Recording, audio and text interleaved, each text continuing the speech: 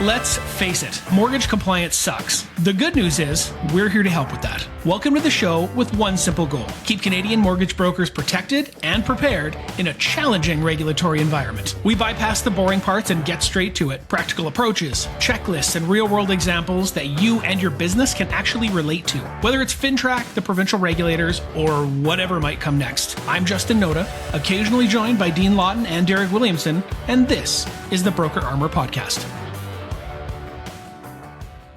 This kind of leads us to that third point, that third pillar, which is the crisis management, right? The active claims protocol. Again, something no one ever wants to do, but there's definitely stages and there's things that you need to make sure you're aware of and processes that at least we have in place. Hopefully your brokerage does as well. And the first thing that I'm going to say is to let your brokerage know what's going on. Don't want to keep this a secret. As soon as you get something from a lawyer, you're going to want to get that in front of your compliance person, your principal broker, somebody else, in a leadership stance inside your brokerage so they can advise you as to whatever your policies and procedures dictate you should do. Oh, absolutely. And I mean, this is obviously like the point that you just said. It's something that's going to make your stomach spin. And, maybe you are in the wrong in this situation. That doesn't give you rationale to brush this off. The longer that you let this sit and fester, the worse it's going to get.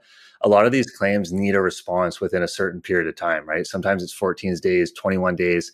And to go through that process, get E&O involved, have them review, approve the claim, introduce you to, legal counsel. There's a process involved in that. So immediate notification is absolutely mandatory. And look, we're all here to fight the same fight, right? Like we want to work with our agents to get through this. We want to prove them innocent. We're all on the same team here. So yeah, I would hammer that piece home, immediate notification. And, our agents within a better way would probably be blown away with, the level of service and resources from our side that will go into this to help them through that situation. Yeah, exactly right. And a quick note is don't admit fault. Yeah. Don't email back saying, you're right, I did do that, right? Just don't do anything, reach out, get people involved. We're happy to help guide you. And then, like you said, our E&O providers are here to guide you as well, right? That's what they're for. They go through this stuff every day, so let's lean on them. And the one piece of this that I know lots of people don't ever think about, and that's the deductible, right? That's involved in this whole thing, right? Just like any type of insurance. If you're going to be making a claim against it, there's going to be a deductible that's involved. The amount of the deductible is going to have to do with your personal brokerage's E&O coverage, the insurance provider and what the deductible looks like.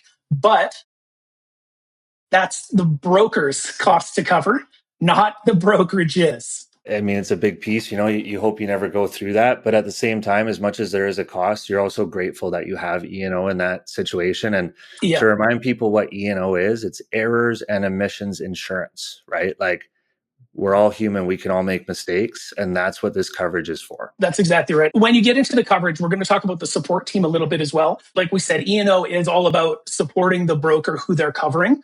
So I think it's kind of important to know the process. So you've reached out to the brokerage, you let them know what's going on. You're going to have a decision to make, right? You're going to get a little bit of information in regards to what the process is, what the deductible is going to be. Typically, you're going to kind of get that, yes, I'm going to go ahead with it, or you're going to decide no for whatever reason. I don't usually suggest if it's gone to the point of getting a claim that you just step back from it.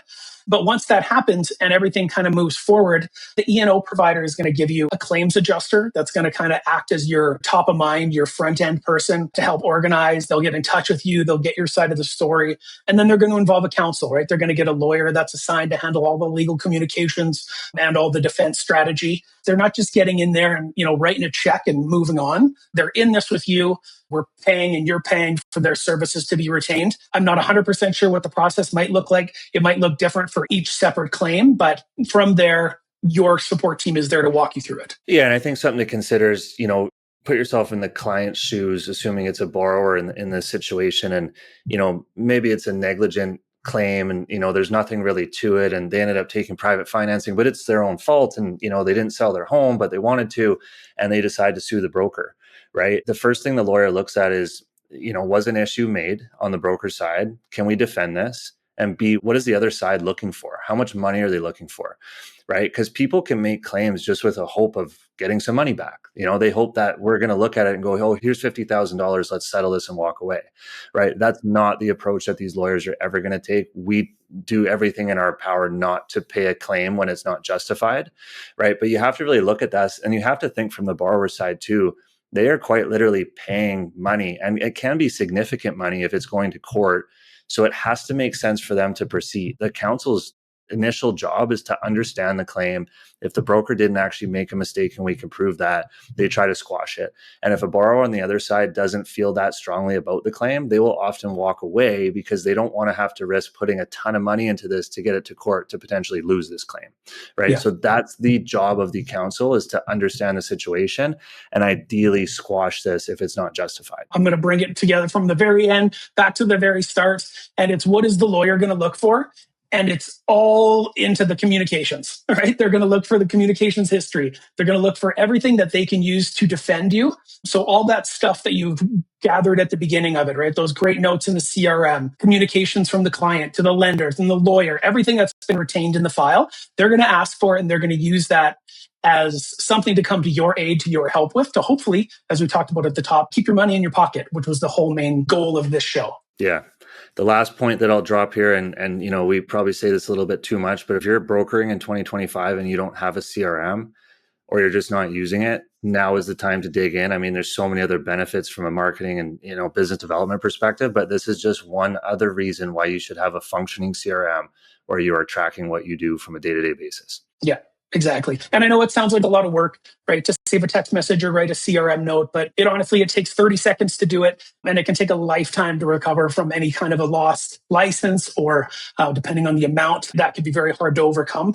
So build the habit now, right? Build it now and save later. Thank you for tuning in. If you found value in this show, please subscribe to our channel on your preferred platform. We're available on Spotify, Apple Podcasts, and YouTube. Your support is incredibly appreciated. We also welcome your reviews and feedback, which are crucial in helping us deliver outstanding educational content. Feel free to share your thoughts. A 5-star review would be fantastic if you think we earned it. Lastly, a vital announcement about Backpack Buddies, our chosen charity for 2025. This remarkable organization addresses a hidden hunger issue many are unaware of in British Columbia. While school districts provide meals during school hours, numerous children face food scarcity at home, particularly during the weekends. Backpack Buddies steps in to support these vulnerable children, ensuring they have easy to prepare, familiar food for weekends. This is achieved through collaborations with schools and an extensive distribution network. Your contribution can make a significant difference. With just $20, you can give a child in need a food bag from Backpack Buddies filled with enough meals and snacks to sustain them over the weekend and more. Once again, thank you for listening, and see you on the next one.